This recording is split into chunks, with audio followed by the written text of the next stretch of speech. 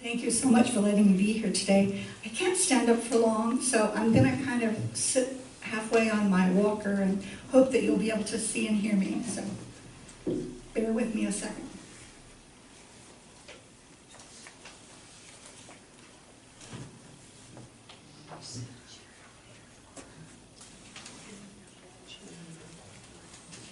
Sit down and hold them. You can sit down and hand hold them. We'll see if this works. Okay. Does that work? Where are you?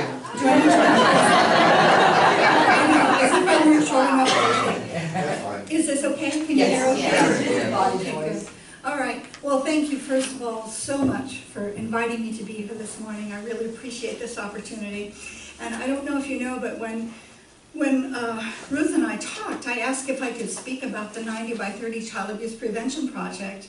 And she said, great, and we booked it. And then she called a couple of weeks ago and said, you know, you just talked about that. Why don't you talk about the Baha'i Faith instead? So, all right, I'll do that.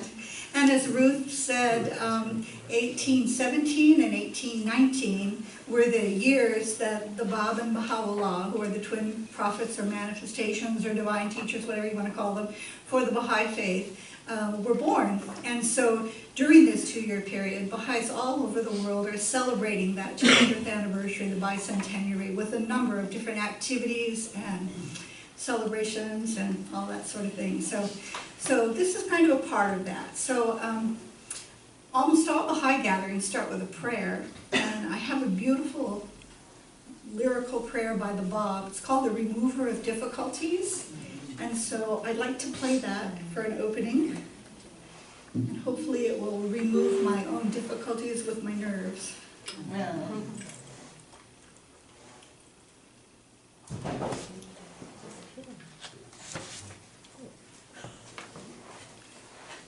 Technology, don't fail me now.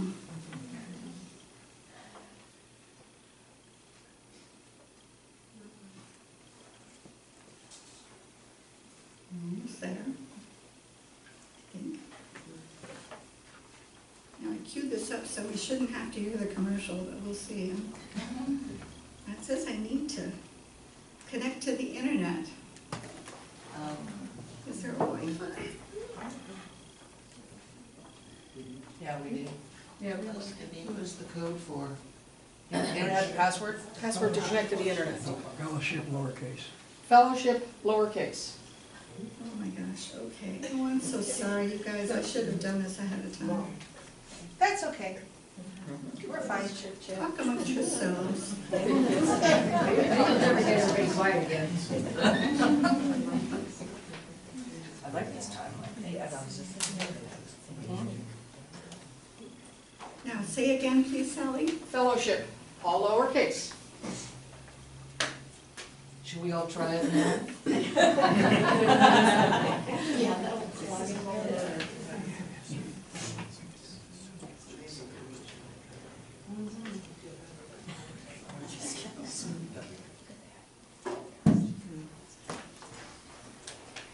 All right. We're back in business.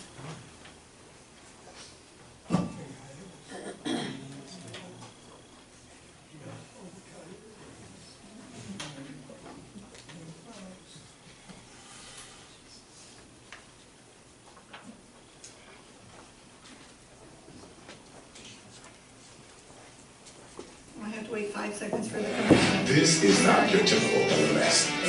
It's the result of an obsessive quest to capture the experience. Okay, there we go.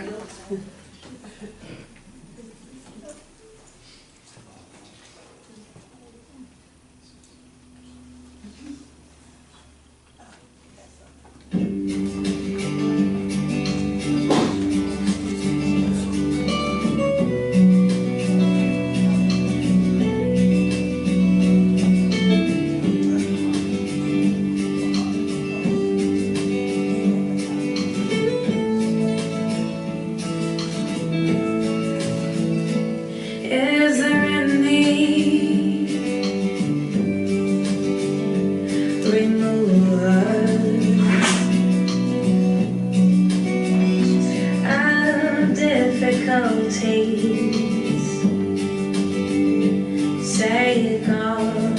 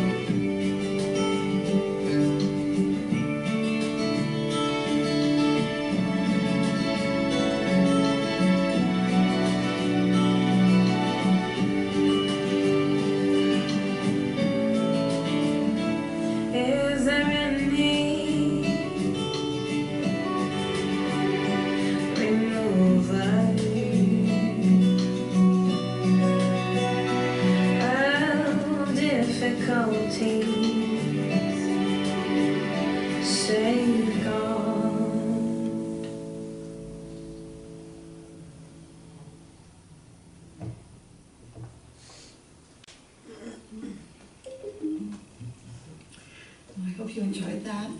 It's a beautiful prayer, and it works really good when you're having troubles with things to say that prayer. It just relieves your mind and your soul. So on the program, you see that I'm talking about the Bab and Baha'u'llah. Now, the Bab and the Baha'u'llah, those are actually titles. The Bab stands for the gate, and Baha'u'llah stands for the glory of God. And those are the titles that were given to the two personages that we spoke about before. And I know this is too small for you to see very well, but just to show you where the Baha'i Faith originated, the green part here is current-day Iran. And the Bab was from Shiraz, right here, and Baha'u'llah, Tehran. So we'll pull this back a little bit later, and I'll show you why I brought it. So the particular time of 1844 was a time when all around the world folks were astir with excitement and anticipation about the return of a manifestation from God. And this was true of all religions, including the Muslim religion. So the story could begin millenniums ago, but we're going to start with 1844. And we're going to start with a young man named Mullah Hussein. His teacher, Sayyid Kazim, had been telling all of his students that this prophet was here, this manifestation of God was here on earth. And he sent them out and told them to drop everything, leave your businesses, leave your homes, and go out and find this manifestation. And so Mullah Hussein spent 40 days in fasting and prayer, and then he started on his search. And his feet led him to Shiraz. When he reached the city of Shiraz, he was outside the gates, just arriving, and a young man approached him, a well-dressed young man with a green turban, which means that he was a descendant of Muhammad. And this young man said, "Welcome to our city. Why are you here?" And so Mullah Hussein said, "Well, my teacher has sent us out to try and find the new prophet from God, and so I've come to seek him here. Something led me to this place."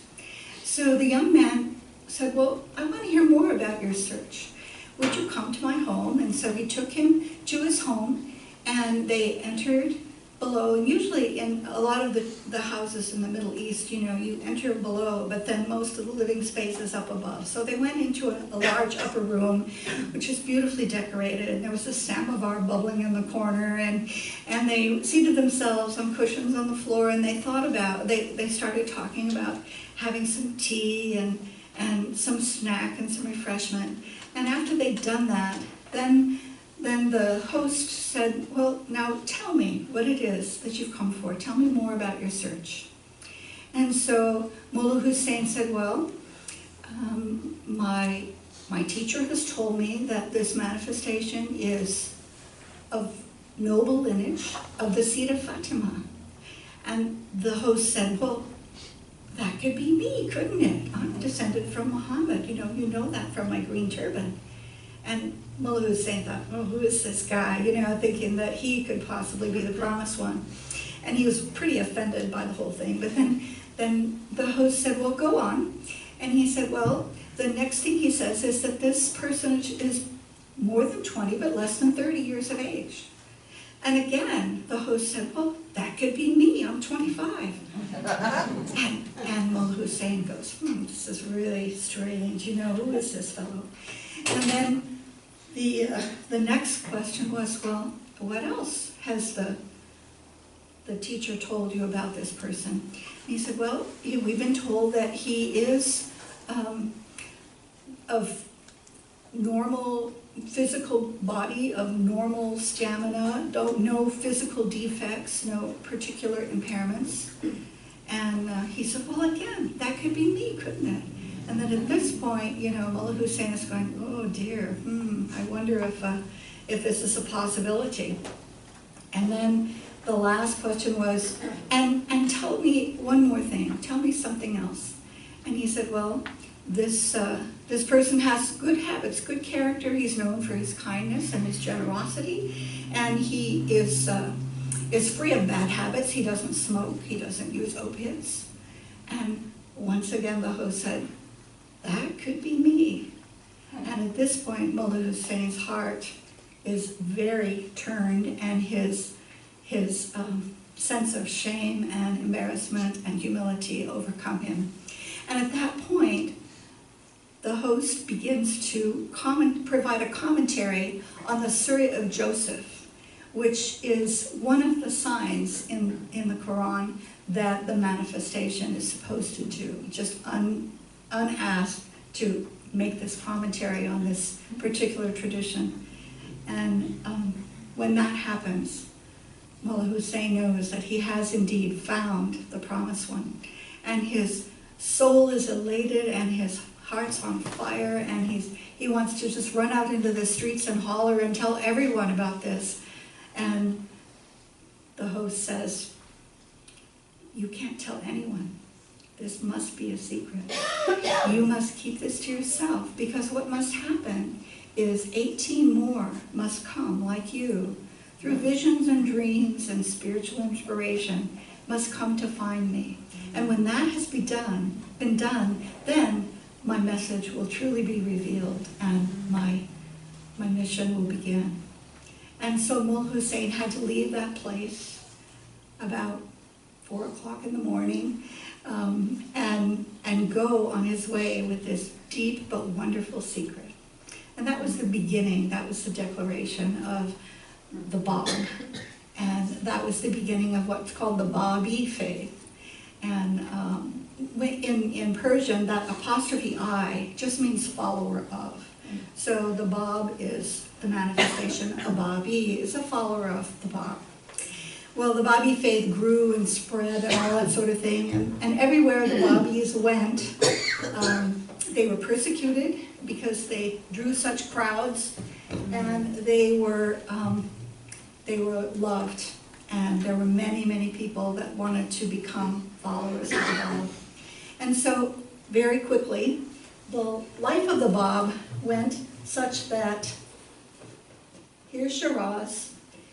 After he declared, he did a pilgrimage to Mecca and Medina, which are the two holy places of Islam, and all Muslims are supposed to try and do this if they're able. So he made that pilgrimage, then he went back to Shiraz, and then he was moving from Shiraz to, he was asked to leave Shiraz because he was too popular. So he went to Isfahan, and he was there for a time, and again he was asked to leave because there were so many people that were coming to hear him. And so then he was making his way between Isfahan and Tehran when he was actually arrested. And there's a beautiful story about that too, but we don't have time for it. So then he was in Tehran, and everywhere he went, people loved what they were hearing, and they joined his cause. Babis were persecuted. Over 20,000 of them were murdered during this, so sorry. What am I supposed to do to make this go away? Okay. Over 20,000 folks were martyred because of their adherence to his teachings and his prophecies. But he was continued to be exiled further north, clear up to Azerbaijan, which is current-day Russia, and then back to Tabriz. And it was Tabriz in 1850 when he was murdered by a squad of 750 rifles. And that's another whole story, but we're not going to hear it today. So as you can see, the goal of the Persian government and the Muslim clergy was to obliterate this faith. They tried killing them, they tried exiling them, they imprisoned them, but they ended up, by exiling him, to spread it all over this area here. You can kind of see where he went, okay? So that was the first part about the Bab. Now we're going to move very quickly, 19 years ahead, to 1863. I guess I should keep this up. And now, Baha'u'llah was a follower of the Bab. He was also imprisoned in 1853. He was imprisoned in a horrible prison called the Sirshal because he was a Babi. And once he was released from that prison, he was exiled to Baghdad. So In the late 1853, he was exiled to Baghdad, and some of his followers, some of the other followers of the Bab, were exiled as well. They lived in Baghdad for a period of 9 years, and during that time, the people of Baghdad grew to love him and to appreciate him and to not think of him at all as a prisoner. The governor, in fact, was a fan, and when in 1863, the governor received the order for Baha'u'llah to be exiled from Baghdad to Constantinople, he didn't want to do it. He didn't want to even share that order. But Baha'u'llah knew it was coming and said, you know, it's not your fault, you know. And the governor said, well, what can I do? What can I do for you? And he said, you know, just take care of the Baha'is that are here, the Babis that are here in Baghdad, because there were thousands of them. So Baha'u'llah had to leave, and the word spread very quickly that he was being exiled. And he lived in a small house in the city, and many people wanted to come bid their farewell. And so a friend who owned an island in the middle of the Tigris invited him to move to that island, which would have more space and room, and so people who wanted to visit and to bid farewell could do that. So Baha'u'llah, in April of 1863, moved himself to that island with a group of followers, and they set up tents and they created a little village on the island. And it was a beautiful island with fruit trees and roses and all kinds of lush green, wonderful foliage growing around, and garden paths and birds, and it was just a lovely place. In fact, it was called Rizwan, which means paradise. So Baha'u'llah moved over to the island in Rizwan, and he thought, well, you know, there's so much sadness and so many people that are upset at this time. This is the time I should announce that I am the one whom the Bab forecast. I am the one whom the Bab referred to as him whom God shall make manifest. And so he decided the time was right. So he announced to the friends during a 12-day period in this garden that he was him whom God shall make manifest, and that he was carrying on the message of the Bab, and he was adding to that message. And so he would gather in the morning for morning tea with many of the friends, and the gardeners would go out and they would pick the roses that were ready in the garden, and they would pile them in the center of the tent. And the pile was so high that as they were seated around the outside, they couldn't even see over the pile of roses in order to see each other when they were talking and having their morning prayers. And then during the course of morning prayers, the Baha'u'llah would give out handfuls of roses to different people that were there and say, please take this to so-and-so in Baghdad and wish them well, and take this to someone else. And he dispersed all of the roses. And then the next morning, again, there was this huge pile. And this went on for the whole 12-day period that happened. And so this was the joy that came with the bitterness of his exile from Baghdad. It was the declaration of him whom God shall make manifest, and the beginning of the Baha'i Faith. And Baha'u'llah, as I said, stands for glory of God. And so Baha, which is glory or light or splendor, is the first part of Baha'i, and then the apostrophe I is follower of. So as Baha'is, we are followers of the light, followers of the glory. And Baha'u'llah started out in Tehran, as I showed you here, and then exiled to Baghdad, which I can't see. Oh, there we go. Okay, exiled to Baghdad, then up to Constantinople, Adrianople, and finally down to Akka, which is across the bay from current-day Haifa in Israel. And once again, all of the ecclesiastical and government officials that were trying to get rid of the Baha'i Faith and get rid of all the Babis and all the Baha'is ended up spreading it all throughout the Middle East, so that the countries of Arabia, Iran, Iraq, Turkey, and Israel, all of these areas in the Middle East, ended up hearing about this new manifestation and this new faith.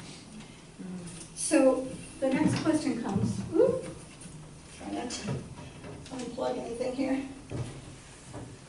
The next question that comes is, well, what are the Baha'is talking about? You know, what is it that people would be willing to die for and to put up with all the prisons and the turmoil and the persecution?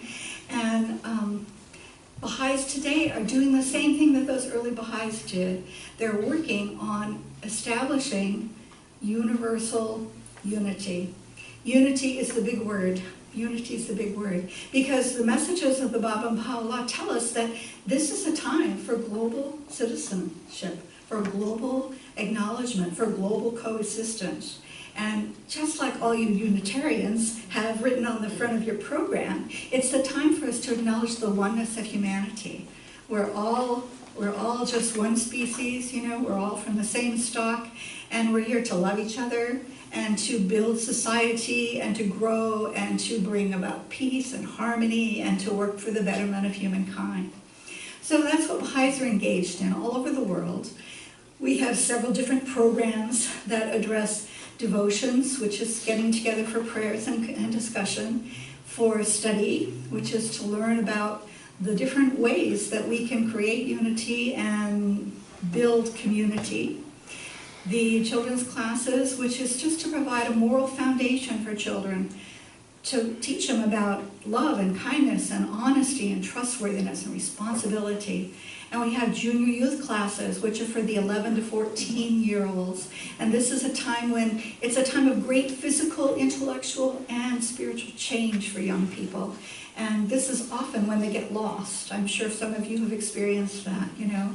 So we focus on that group to try and teach them self-awareness, self-empowerment, self-expression, self-determination, and community service. And they're taught a twofold moral purpose, which is not just for 11, 15, 14-year-olds, it's for all of us. That twofold moral purpose is that each one of us has a responsibility to determine our own spiritual inclinations and capabilities, to develop our own spiritual path, and then to do whatever we can with those particular skills and talents and faculties we have for the betterment of the world, wherever we live. That's the twofold moral purpose, and that's what Baha'is are teaching about. And the activities that Baha'is are engaged in all over the world are open to all. And there's a lot more I could say, but we're out of time. So I hope you've enjoyed our short stories, and as I said, there are many more, but this is what we're doing for today. I have one more song I'd like to play. Sorry, Sally. She got it, now she has to sit down. Now this one doesn't have a commercial because it's actually downloaded, so that's a good thing, right?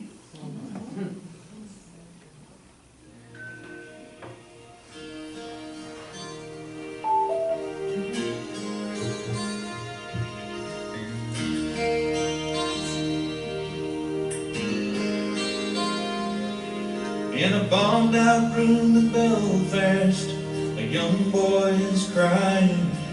He's alone and he don't understand how the teachings of one book built on love and understanding could cause the hurt and kill it in his land. In an old part of Jerusalem, two children are playing. They run and laugh the way that it should be. But one will wear the star and one will wear the crescent. They'll grow up and change from friends to enemies. We are one. The flowers of one garden, we are one. Leaves of one tree, let the walls come down, and stand here together, we are one family.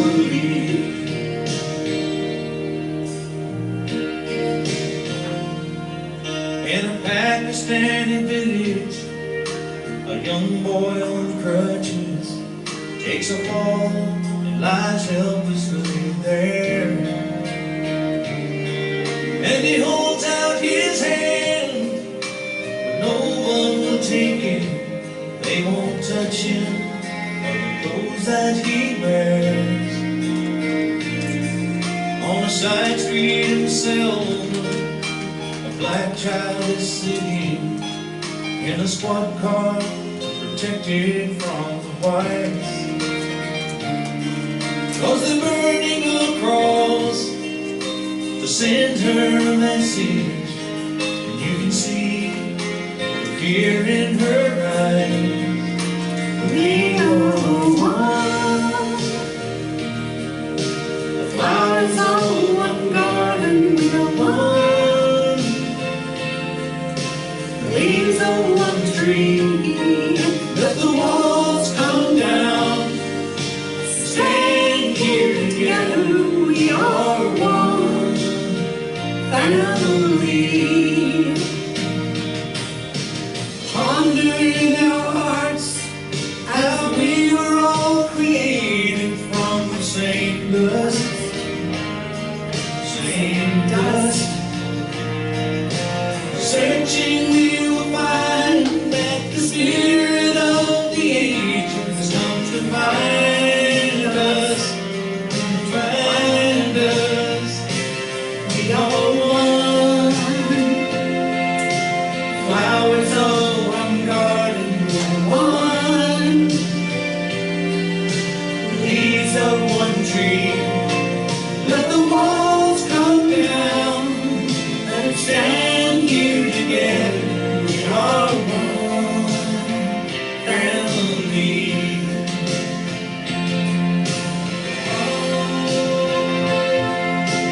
Flowers of one garden, one. Leaves of one tree. Let the walls come down and stand here together. We are one family.